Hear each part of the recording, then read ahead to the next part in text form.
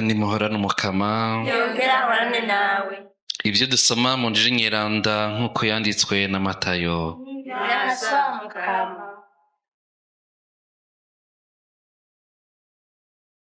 Bazanira Yezu ikiragi cafashwe na shetani. Iyo shetani imaze kwirukanwa, nyakiragi kiravuga.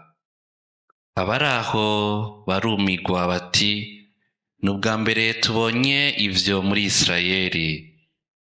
Abafarizayo nabo bavuga bati, umwami w'amashetani niwe yamufasha kwirukana amashetani. Yezu nawe yama agendera ibisagara vyose n'imihana, yigisha mu masinagoga, asigura inkuru nziza y'ubwami, yongera akiza indwara zose n'ubumuga bwose. Hanyuma abonye ishengero rimukurikira, yumva riramuteye ikigongwe, kuko abantu bari barushe cane bajonjogoye, basa n'intama zitagira umwungere.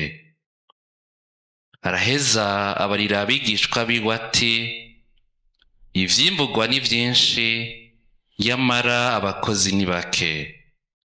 Saba rero nyene umurima arungike abakozi benshi mu murima wiwe. Twakirize yompi iyi nkuru nziza ya Yezu Kristo. Kristo ushemezwa. Turabandanya tuzirikana igitabo c'amamuko, tugeze ku kigabane ca 32, aho batwereka Yakobo bwa mbere ahunga mwene wabo Ezabu. Ubu naho iri jambo ry'Imana itwereka Yakobo afashe ingingo yo kugaruka gusubiza hamwe na mwene wabo, kuko yari yahunze, kuko yamwivye umuhezagiro. Hamubonaho ariko aragaruka ngo basubize na mwene wabo, agaruke novuga nti mu gihugu umukama yemereye ba sokuru biwe. Agaruke mu gihugu umukama yemereye ba sokuru biwe. Ndiko ndazirikanira ijambo, nariregereranye n'igihe cose tugarutse tukagaruka mu mukama.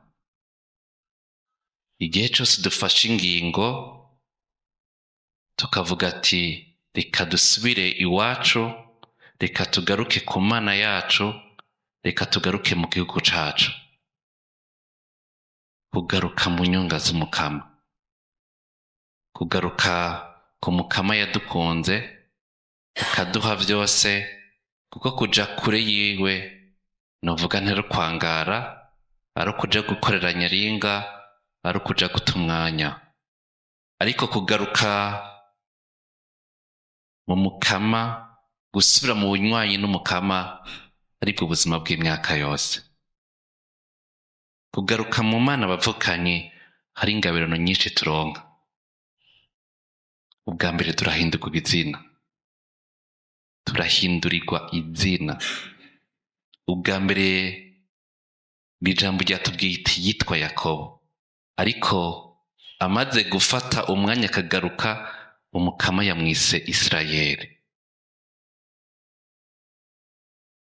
Dufashe ingingo yo guhinduka abavukanye, tukava mu byo twarimwo bidahishwera Imana, tukagaruka mu nyunga z'umukama, umukama araduhindurira izina.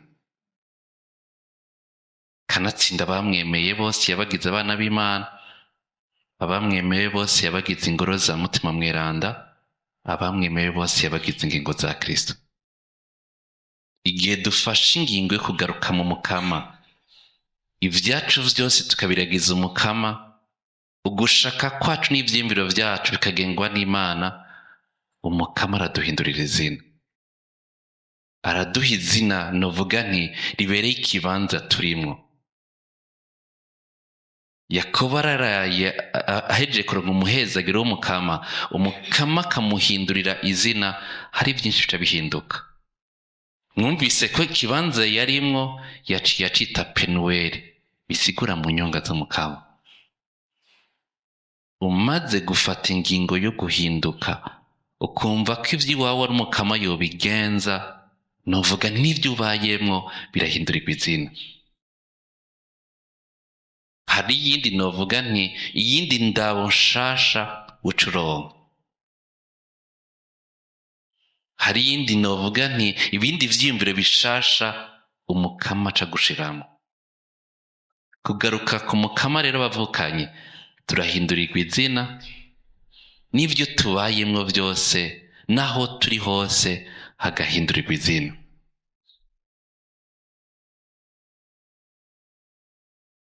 Nico gituma rero iri jambo ry'Imana ridusaba guhinduka ku munsi ku munsi, tukama tugaruka ku mukama, kuko niho iwacu, niho umukama ashaka ko tuba, niho umukama ashaka ko tuguma. Naha rero aca twibagira akabanga twe twamaze novuga ni guhindurirwa izina, n'ivyo turimwo umukama akabihindura bikaba bishasha. Iyi nkuru nziza ice dufasha.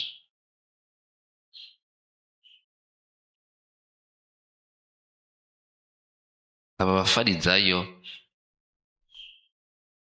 ivyo vyiza Yezu ariko arakora bobo, kuko batarahindurirwa izina, bavuga ati ni umwami w'amashetani amufasha kwirukana amashetani. Iyo utarahindurirwa izina, iyo utaremera ko ivyo urimwo umukama yo bihinduriye irindi zina, ivyo ubona vyose wamuba novuga nti wamuvyita ikibi imisi yose. Agasaraba umukama guha ukakira widoga, kidoga imisi yose. Ibigushikira vyose wama widoga, n'igihe n'umuhezagira umukama ashaka guhezaga ntavyo ubona, kuko muri wewe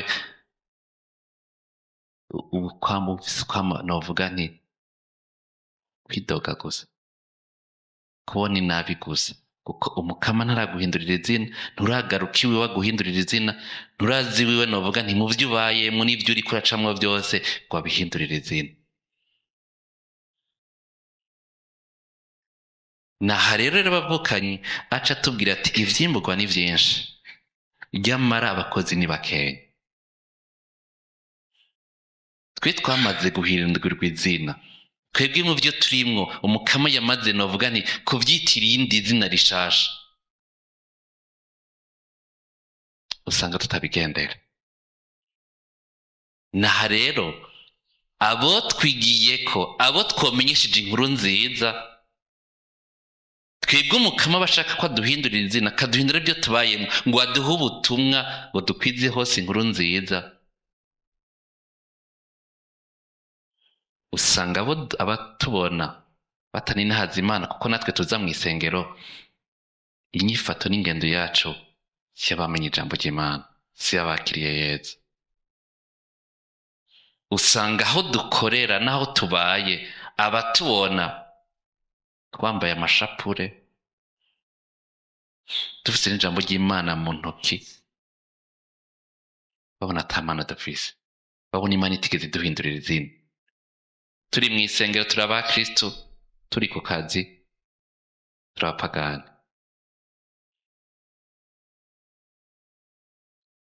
Turi aho tubaye, shetani iraninahazwa, tuje mu ngoro y'Imana tugashaka kurinahaza Imana. Abatubona rero barabona ko inyifato n'ingendo yacu idahuye naho umukama, ico umukama yaduhamagariye. Twisabire rero bavukaye muri nko nyiranda y'imisa, tuba abakozi beza mu murima w'Imana, tuba bamenyesha inkuru nziza, tuba bakwiza hose ubwami bw'Imana. Iyi si ya none ntikeneye abantu bavuga amajambo y'ijambo ry'Imana, ariko inyifato n'ingendo yacu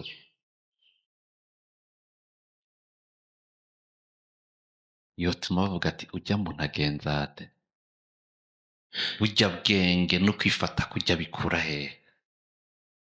Bakarondera rero iyo Mana ikugira uko uri.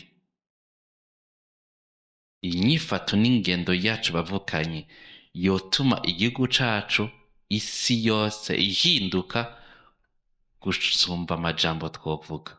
Twe twamaze kwakira Imana mu buzima bwacu, twe twamaze kwakira Yezu mu buzima bwacu, twebwe umukama yamaze guhindurira izina, twebwe umukama yamaze guhindurira ivyifuzo n'ivyiyumviro vyacu, vyotuma abatubona bose babona ko hari Imana dufise, ko ari Imana twizigiye n'Imana twishimiye. Twisabe rero bavukanye muri no nkanyiranda y'imisa,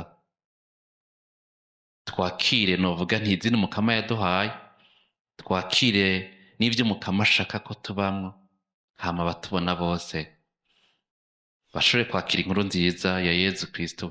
Tuzoba rero turiko turasaba nyine umurima kurungika abakozi beza mu murima wiwe.